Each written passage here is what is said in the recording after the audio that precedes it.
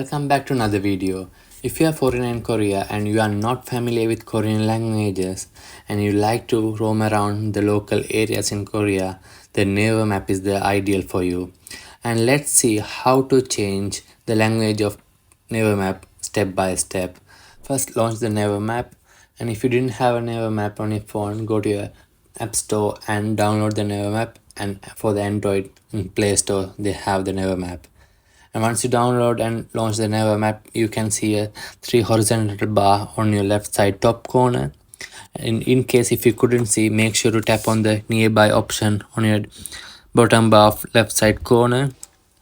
And once done, you tap on again the horizontal bar on your left side top corner. And you can see a setting option right next to your profile icon. Tap on that.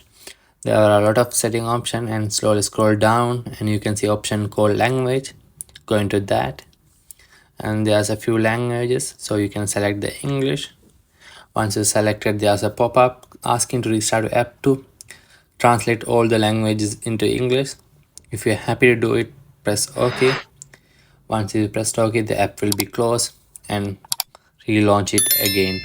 Once you relaunch the app, you can see all the features has been changed into English.